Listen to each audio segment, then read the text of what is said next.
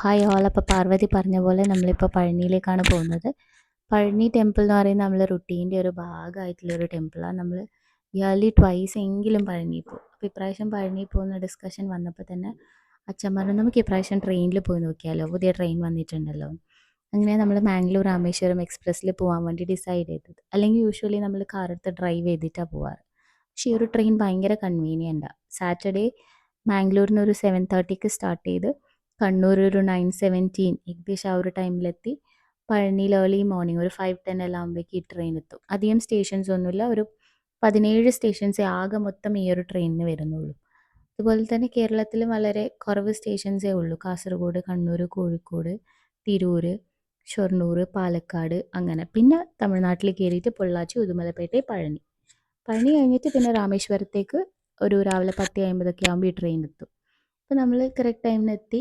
നമ്മൾ റൂം എടുത്ത് ഫ്രഷപ്പായി എന്നിട്ട് നമ്മൾ ദർശനത്തിന് പോയി. പക്ഷേ രാവിലത്തെ ക്ലിപ്സൊന്നും നമുക്ക് അധികം എടുക്കാൻ പറ്റിയില്ല, കാരണം ഫോൺ ഇപ്പോൾ അലൗ ചെയ്യാത്തതുകൊണ്ട് ഫോൺ താഴെ വെച്ചിട്ട് വേണം നമ്മൾ പോകാൻ വേണ്ടി.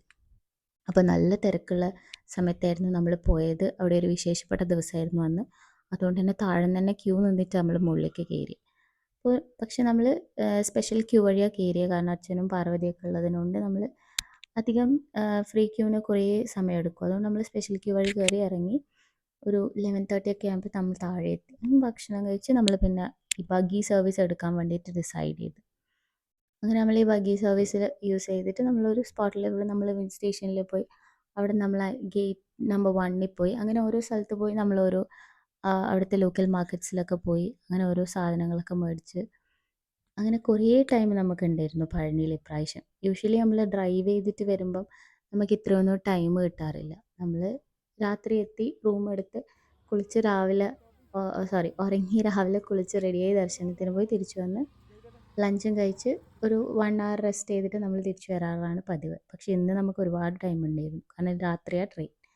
നമ്മളുടെ സ്ഥിരം സാധനം ഇളനീരും അതുപോലെ തന്നെ പേരയ്ക്കയും. നമ്മളെപ്പോൾ പഴനി പോയാലും ഇത് രണ്ടും നമുക്ക് കമ്പൽസറിയാണ്. അത് കഴിഞ്ഞ് നമ്മൾ അവിടുത്തെ ലോക്കൽ മാർക്കറ്റ്സിലൊക്കെ ജസ്റ്റ് പോയി കുറച്ച് സാധനങ്ങളൊക്കെ നോക്കി മേടിച്ച് പിന്നെ നമ്മൾ വീണ്ടും റൂമിൽ വന്ന് ഫ്രഷപ്പ് ആയിട്ട് കുറച്ച് സമയം റിലാക്സ് ചെയ്ത് ഫ്രഷപ്പായി. എന്നിട്ട് പിന്നെയും നമ്മൾ ഭക്ഷണം കഴിച്ച് ഡിന്നർ കഴിച്ചിട്ടാണ് നമ്മൾ അവിടെ നിന്ന് ഇറങ്ങിയത്, കാരണം 8:10 ട്രെയിനുള്ളൂ. അപ്പം നമ്മൾ വീണ്ടും ഗണപതി പോയി ഭക്ഷണം കഴിച്ചു. നമ്മളിപ്പോൾ പഴനി പോലും ഭക്ഷണം കഴിക്കുന്ന സ്ഥലമാണ് ഗണപത്ത്. അപ്പോൾ ഗണപത്തിൽ നിന്ന് തന്നെ ഭക്ഷണം കഴിച്ച് നമ്മൾ തിരിച്ച് റെയിൽവേ സ്റ്റേഷനിലെത്തി. കുറച്ച് ഡിലേ ഉണ്ടായിരുന്നു, പക്ഷേ രാവിലെ കറക്റ്റ് ടൈമിന് തന്നെ നമ്മൾ കണ്ണൂരെത്തി. നല്ലൊരു കൺവീനിയൻ്റ് ആയിട്ടുള്ളൊരു ട്രെയിനാണ്. നമ്മൾ പഴനിയിലൊക്കെ പോകുന്നുണ്ടെങ്കിൽ നമുക്ക് ചൂസ് ചെയ്യാൻ പറ്റിയൊരു ട്രെയിനാണ് ഇത്, കാരണം അങ്ങോട്ടും പോവാം ഇങ്ങോട്ടും